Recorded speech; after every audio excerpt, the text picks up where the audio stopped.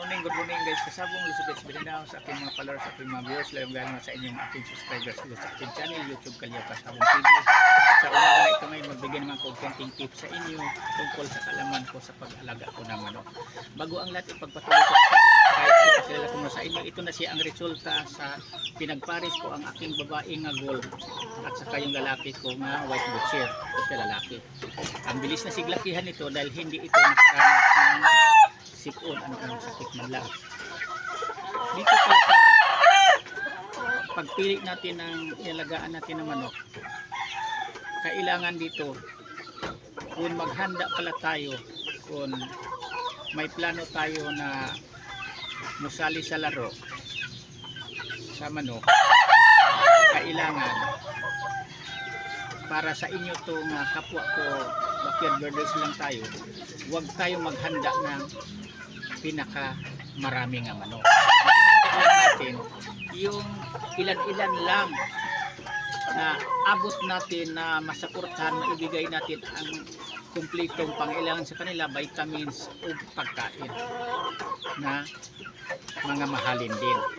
Tulad sa mga malaking farm din, ang pinapakain din sa kanilang mga manok talagang mga mahalin din pagkain. Kaya ang dapat natin na basihan din, na kaya din natin na tapatan dapat. Para pagdating sa laro, ang manok natin hindi tayo mapahiya, hindi tayo mapag-iwanan, kasi ang manok natin sakto din sa alaga, sakto din sa kondisyon, sakto din sa pagkain, sakto sa training. Yan pinaka-importante dito. At saka, bakit daw laging advantage ang manok sa mga big time, sa malaking farm, kung makabangga, yung mga small breeders lang, mga backyard breeders lang.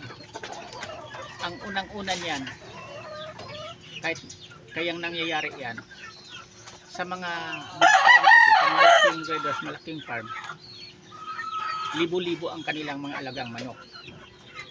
Halimbawa, ito magaling sa kanila, mayroon pang mas magaling, mayroon pang pinakamagaling, pinilian nila yan.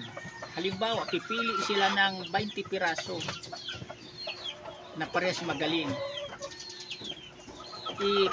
i-spar naman nila yan sa ibang pinili din nila nga 20 pinakamagaling. Yung bali 40 nga napili nila, praktisin nila yan, i-spar nila bawat isa yan, pipili naman sila niyan ng pinakamagaling. Di sa 40 mayroon din silang mapili na 20 na pinakamagaling talaga niyan.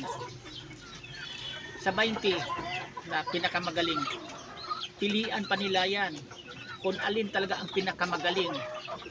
Iyon naman matitira 10. Ang 10 na yan, yan naman ang pinakamagaling talaga nga gagamitin nilang pang personal, pang laro, pagpatuloy nila sa paghanda, sa pagkondisyon. Kaya ang advantage sila pagdating sa pagalingay sa manok. Kaya ang sa atin na lang na proseso din na makatapat din tayo sa mga manok nila, may laban din ang manok natin sa laro, kailangan pipili din tayo ng magaling sa tingin natin, sa ilang natin manok. Pagkatapos, ang pinaka-importante, piliin talaga natin ang hindi sakitin, tapos kailangan ibigay din natin ang kumpletong pagkain, vitamin sa kanila, yung mga mahaling pagkain din, hindi kay kanin-kanin lang o mga mumurahin feeds ang ipapakain natin kung gagamitin natin ang ating manok sa laro. Ihanda muna natin ng maigi din. Kailangan kung anong paghanda sa manok nila, ganun din dapat ang paghanda natin. Madali lang naman yan kasi ang dami nyo namang mga kaibigan na mga galing, mga handler, mga galing sa mga malaking farm. Doon kayo manghingi ng advice, doon kayo magpaturo. Kasi sila ang nakakaalam niyan. Kasi nanggaling sila sa mga malaking farm, sila ang naghanda sa mga manok na ginagamit sa mga boss nila. Iyan ang pinaka-importante lang naman dyan. Madali lang matutunan ang paghanda, pag-alaga sa kamanak kung mayroon lang tayo pang support na pambili sa kanilang pangailangan na vitamins, pagkain. Yan ang pinaka-importante lang naman. Parang ang ating mga manok, kahit backyard breeders lang, pero okay din sa alaga. kung anong pag-alaga dapat sa kanila, sa mga malaking farm, dapat maibigay din natin sa kanila bago natin isabak din sa laro ang ating mga manok. Parang hindi tayo argabyado, hindi tayo mapag-iwanan, magkaroon din tayo ng magandang score. Yan ang pinaka-importante lang naman. Kaya sana mayroon kayong mapulot natutunan sa umaga na ito ngayon, kayong mga baguhan pa lang na mahilig dito sa industriya sa laro sa manok. Kailangan ihanda natin, piliin talaga natin, ulitin ko, mula pagka-day-old naglaki siyang hindi sakitin. Iyan talaga ang sikreto, pinakamatibay pagdating sa laro. Ito po. Yan lang, bukas uli iba naman topic ipapaliwanag ko sa inyo.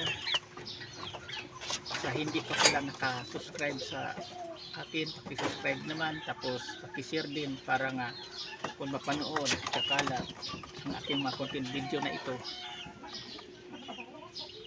mayroong matutunan naman ang ating mga kapwa baguhan pa lang, lalong lalo na nagsimula pa lang magplanong magpapalahi ng manok, para nga makakuha kunting idea kung ano ang mga pamaraan na pwede parang hindi tayo mapag-iwanan sa magmamanok na mga malaking farm. Yan lang, thank you.